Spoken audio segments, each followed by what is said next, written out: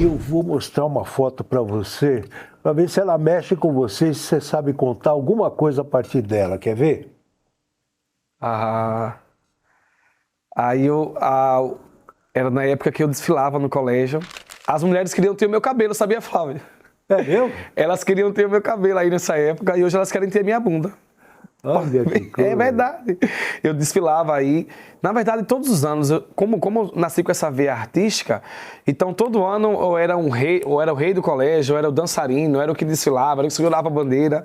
Eu sempre estive à frente das câmaras, assim, sabe? Eu sempre falava que as câmaras elas nunca me intimidavam, era mais fácil eu intimidá-las, mas que elas nunca me intimidavam. Então, era uma época muito importante aí do colégio. Me fala agora, a curiosidade que eu tenho é o seguinte: como é que você e o Carlinhos Maia se conheceram?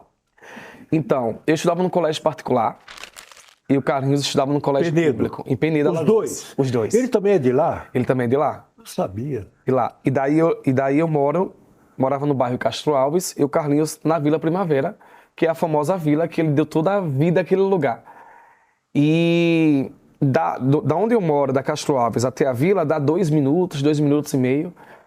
Só que eu estudava num colégio particular, não era porque eu era rico, era porque eu era bolsista.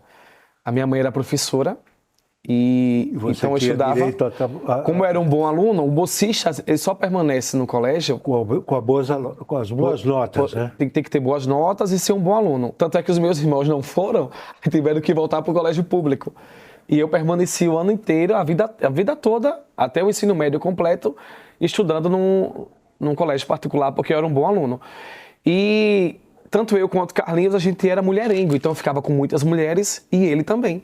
Até um certo dia, um amigo nosso em comum, Verinha, o Juninho, viu a gente numa praça pública e disse assim, caramba, que moleque bonito. O Carlinhos estava com Verinha e eu estava passando, que eu ia embora a pé. Um certo dia a gente ficou se olhando assim, eu digo, caramba, que coisa louca, esse cara mexeu comigo, ele também.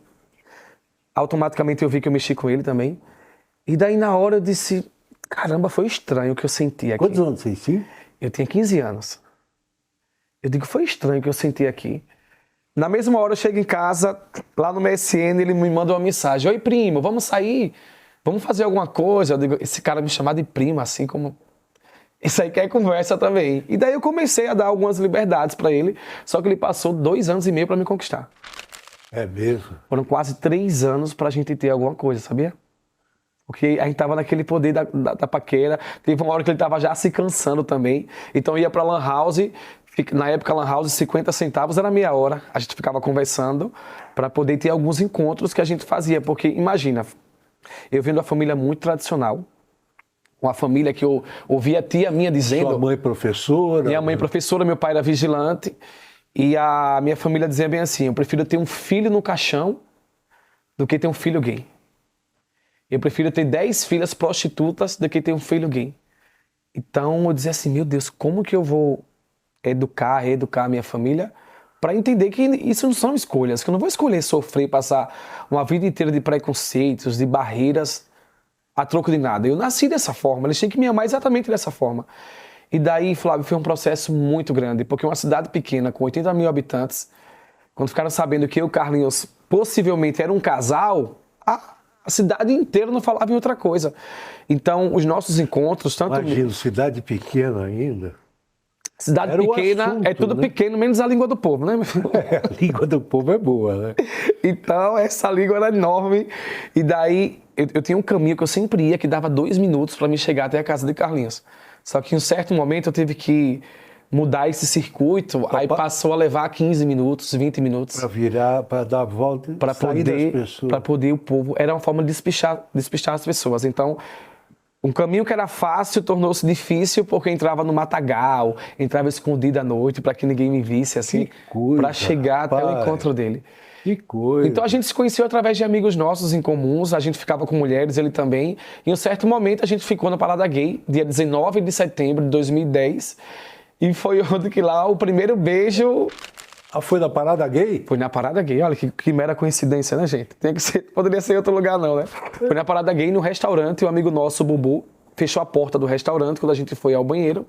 E daí o Carlinhos me puxou, que sempre teve muita atitude, me puxou, deu um beijo. E foram 15 anos, né? Faria 16 anos agora, dia 19 de setembro. E hoje a relação de vocês dois? Vou falar, é uma relação muito amigável, muito... Vocês são parceiros Somos mesmo? parceiros. Eu falo que se eu explicar para alguém como que é a nossa relação, as pessoas talvez julguem, sabe? Porque fica achando que um tem dependência emocional do outro, que eu tenho, que ele tem. Mas eu acho que o que um tem de sobra pelo outro é a admiração, é o respeito, é o carinho. A gente entende a importância um do outro na vida, sabe? Eu sei que se eu não tivesse ele, eu não estaria onde eu estou aqui hoje. E assim também como se ele não me tivesse, ele não estaria onde ele está hoje. Então, em muitos momentos, era só eu e ele contra esse mundo todo. Essa parceria construiu a vida de vocês dois. Eu dizia assim, não vamos deixar, a gente quer ganhar o mundo. A gente sempre quis ganhar esse mundo. Não vamos deixar agora que esse mundo seja contra a gente, né? Exatamente. Que sempre era a coisa que a gente mais queria, era ganhar esse mundão que Deus está nos dando. Agora não vamos deixar que esse mundo se coloque um contra o outro. Imagina, não é justo. Imagina. E vocês dois seres humanos maravilhosos.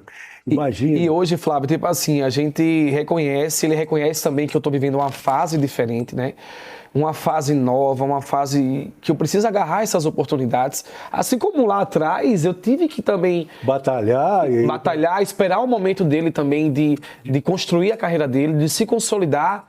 Então, eu disse a ele, se existe amor, que a gente sabe que existe, vamos dar tempo ao tempo, vamos deixar Deus se encarregar e o que tiver de ser, será. Você também está pagando um preço alto, porque você pode conhecer alguém e se apaixonar, eu também posso conhecer alguém e me apaixonar, mas não vamos nos prender em nada. Vamos viver a vida. A gente quer ser livre, então seja livre com a sua liberdade e eu com a minha e vamos ver no que vai dar. Numa dessa pode ter uma volta, né?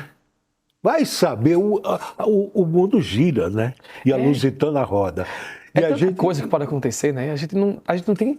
Por exemplo, eu não sou mais o mesmo de ontem, né? Imagino, eu não sou o mesmo... Você não vai ser o mesmo amanhã. Não vou ser o mesmo amanhã. A gente não pode prever nada. Eu não tenho certeza das coisas. E vocês são duas pessoas...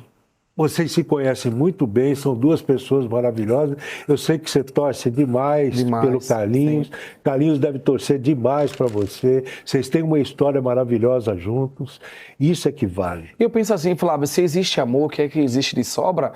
Então o amor também é paciente, né? Exatamente. Então, como eu fui muito paciente, que ele também seja paciente agora, como ele tem sido, né? Porém, são fases diferentes. Eu acho que foi a questão da individualidade. Eu estou vivendo uma fase diferente, ele também. Ambos não estavam conseguindo mais se encontrar como casal. E em algum momento, se for a gente nos reencontrarmos, vamos nos reencontrar. Até porque é muita gente que envolve o nosso... A vida não deixou... Não é mais só de vocês, né? Imagine que a minha sogra, eu falo minha sogra, que ela sempre será minha sogra, Dona Maria, me liga todos os dias perguntando como é que eu tô, se eu já almocei, se eu já jantei. Mãe, né? É mãe. É a minha família com o Carlinhos também. São os nossos cachorros. Cara, é muita coisa. As nossas empresas, é muita coisa que ainda faz com que a gente não separe totalmente, né? Hoje, o sentimento é maior assim, de torcida para ele, ou ainda sobra um pouquinho de ciúmes? Rapaz, rola de tudo, né? Rola de tudo. Tem coisa que eu não quero nem saber. Diga a ele, nem me conta, que se eu não pergunto, é porque eu não quero saber. Você não quer saber. Então, e ele deve saber a mesma coisa. Ele me pergunta também um monte de coisa. Eu digo, olha, o amor ele não pode ser cruel. Quem ama não machuca. Vocês se falam muito?